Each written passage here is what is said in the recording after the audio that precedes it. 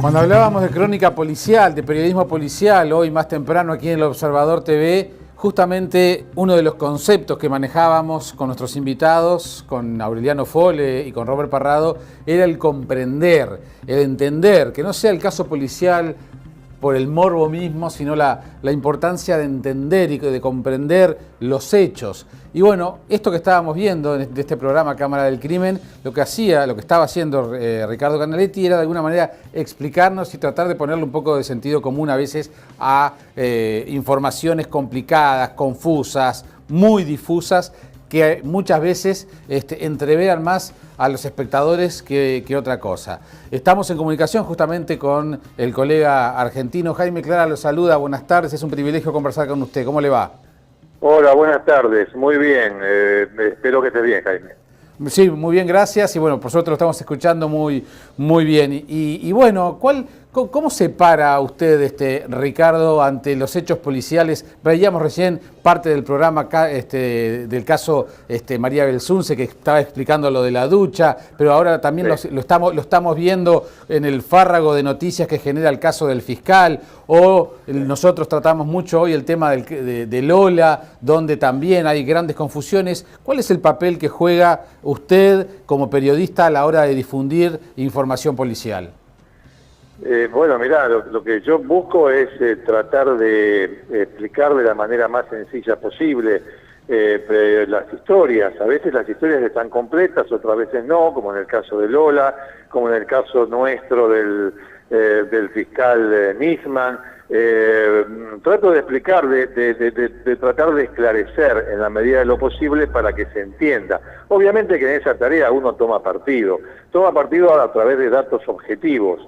Es posible que un mismo dato objetivo lleve a posiciones diferentes. Bueno, a ver, las cuestiones, la información a mí no me pasa a través del cuerpo, es decir, algo me provoca. Y cuando me cuentan, por ejemplo, volviendo al caso que ustedes estaban dando de María Marta García Belsunce, de esos extraños golpes de la señora en la bañera, bueno, pero por una cuestión de experiencia, de lógica, de sentido común, y frente a la constatación de la autopsia, uno toma una posición. Y eso es lo que yo le transmito a la gente. Si hay otra explicación para esto, pues yo la voy a dar, por supuesto, pero bueno, hay que ver cuál es la que tiene mayor peso, cuál es la más verosímil. En definitiva, trato de explicar o de informar, tratando de evitar la confusión, vos que hablabas de confusión, tratando de evitar la confusión y siendo lo más claro posible, pero ojo, siempre con mi óptica, ¿no?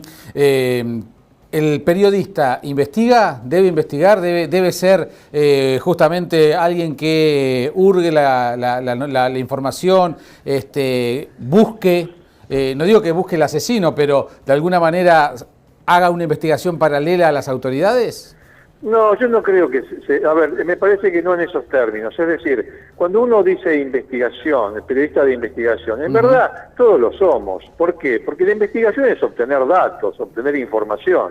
Y nosotros lo que hacemos es eso, básicamente obtener información, después podemos interpretar, criticar, opinar, bueno, en fin, son múltiples las actividades que puede encarar un periodista, pero básicamente es obtener información. Y en esa obtención de información, en los casos criminales, bueno, vamos reconstruyendo lo que pasó. Nosotros nos manejamos mucho con la fuente oficial y a veces con otro tipo de fuentes que nos ayudan a reconstruir la historia. Normalmente coincide con lo que se ve en el expediente, otras veces no, porque hay que tener, yo siempre tengo en cuenta una cosa, el expediente judicial cuenta una historia, pero ¿cuál es el objetivo del expediente? Llegar eventualmente, si se trata de un delito, a sancionar al presunto autor. Yo no busco sancionar a nadie, ni busco descubrir a nadie. Lo que quiero hacer yo es contar la historia. No para sancionar a nadie, para contar la historia, darla la más completa posible. En ese sentido interpreto el asunto de investigar.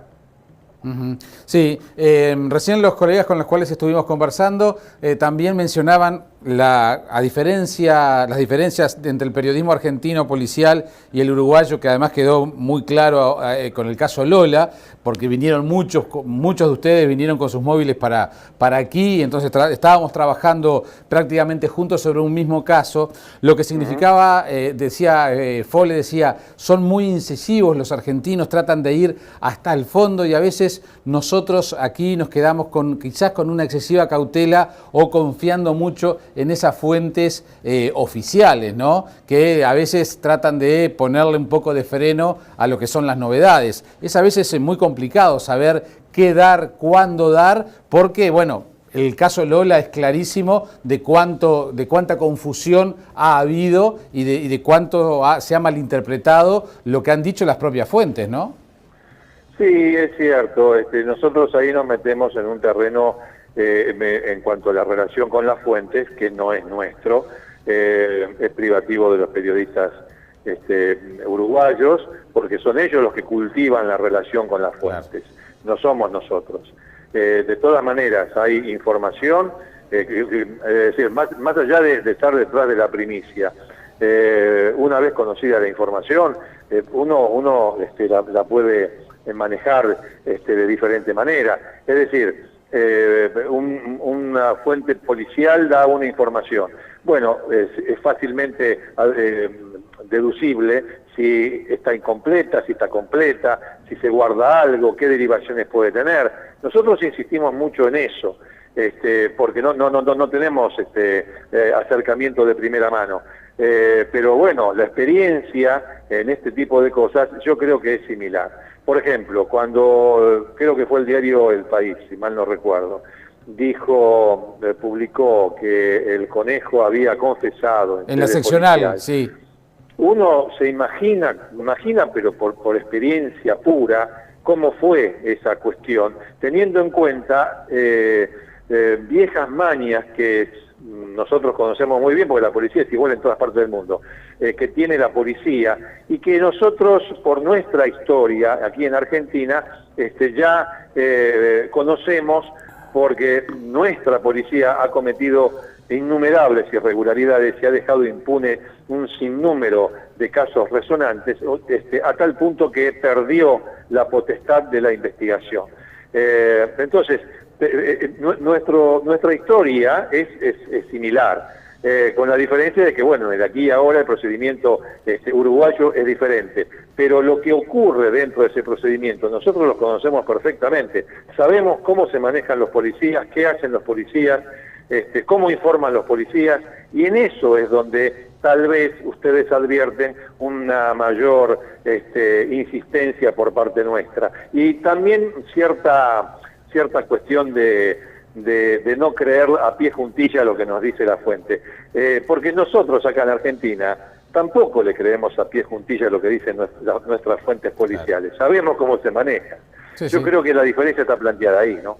Sí, además todas las fuentes son interesadas, digo, por algún lado. Por supuesto, por supuesto. Mira, yo siempre cuento lo mismo. Uno de mis primeras fuentes policiales me contó, y después tuve una relación laboral desde años, ¿no? Con ese policía. Me dice, sí, buscábamos a un delincuente que se escapó por los techos y se tiró de un sexto piso y salió corriendo. Yo le dije, pero se tiró de un sexto piso, tiene las piernas quebradas. No, salió corriendo. Efectivamente, me estaba mintiendo. Bueno, viste, en otras épocas al policía como a la autoridad, cualquier autoridad que fuese, casi no se la ponía en duda, mucho menos el periodista. El periodista recibía y se acabó. Ahora las cosas fueron cambiando, ¿no?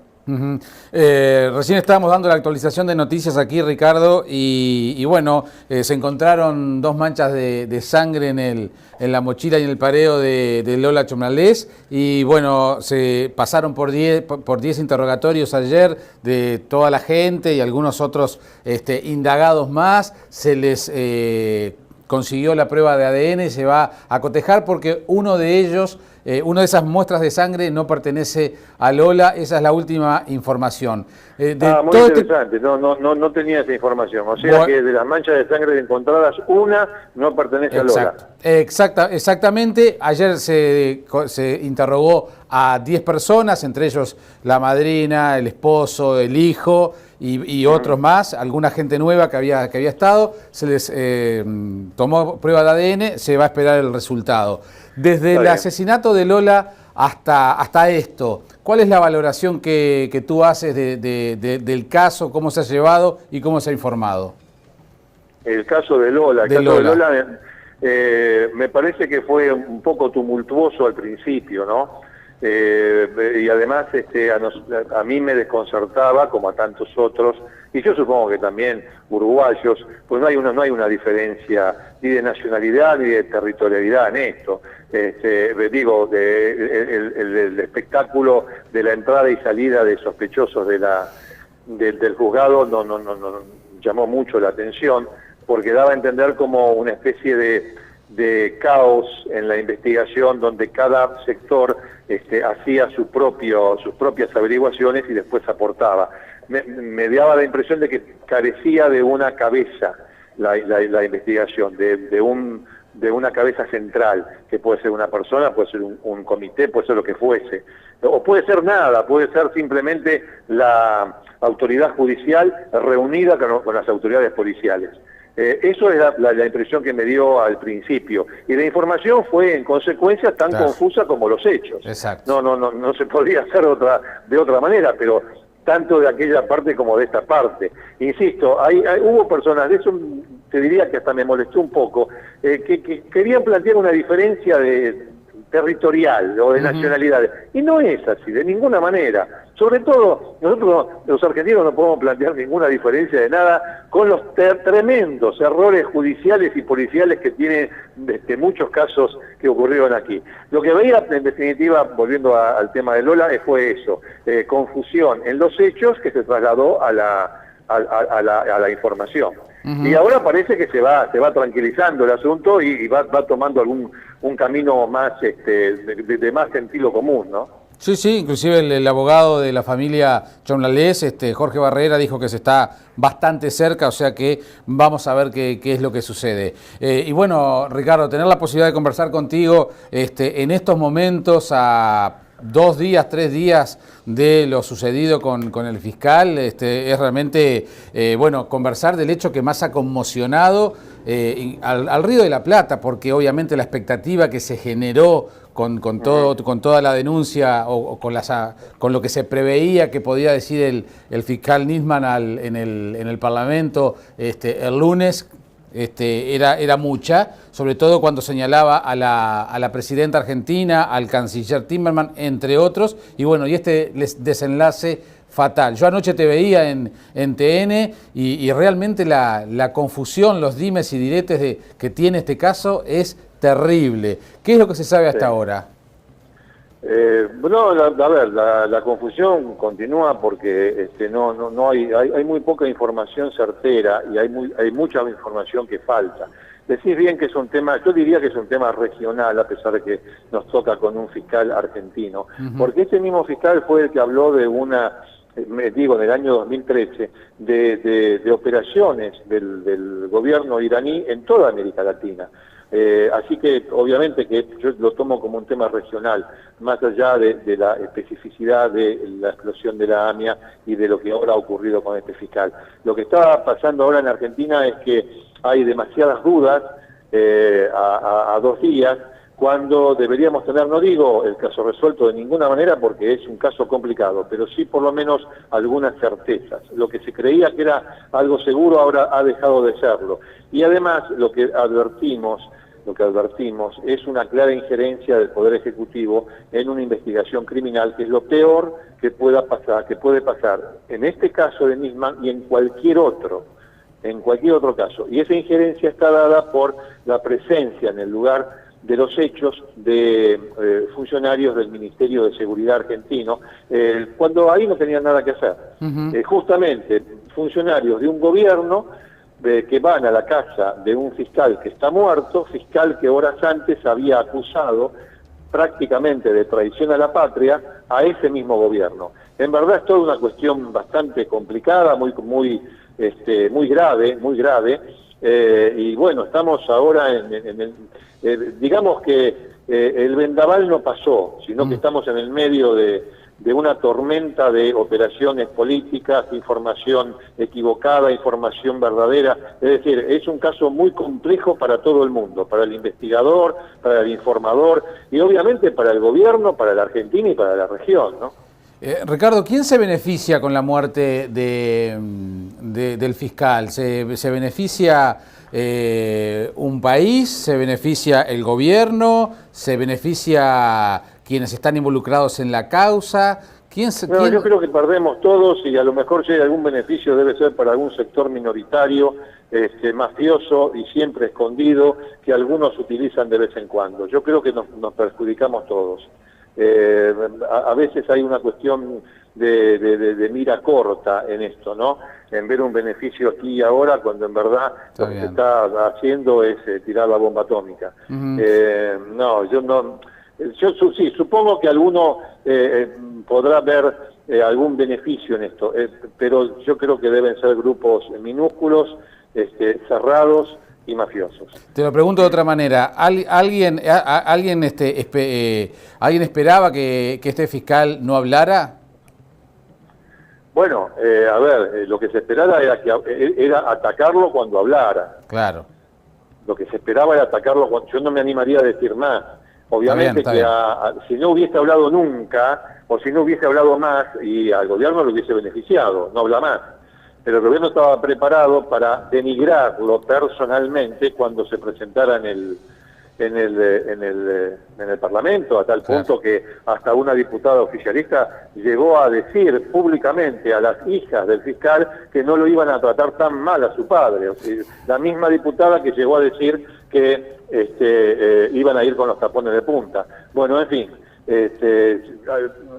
había gente a la que le interesaba que no hablara, y en el supuesto de que lo hiciera, bueno, denigrarlo personalmente, que es una manera lamentable, bastarda, miserable de hacer política, atacar a la persona y no a sus argumentos o a sus denuncias, ¿no?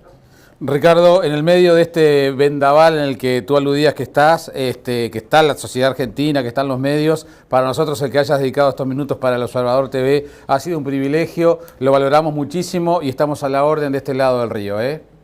Yo les agradezco mucho, sé que hay seguidores de Cámara del Crimen en Uruguay, me alegra muchísimo que así sea, trato de aportar algo para esclarecer, y bueno, me equivoco, obviamente que me equivoco, pero la intención es esa, y la cantidad de seguidores me va diciendo que vamos por el camino correcto. Les agradezco mucho también el interés de ustedes en hablar conmigo. Un fuerte abrazo, que pases muy bien. Igualmente, saludos a los uruguayos. Gracias, muchas gracias. Ricardo Canaletti, periodista argentino de TN, una cara muy conocida, y bueno, estos casos que han sido portada, obviamente, de la crónica policial de los últimos tiempos.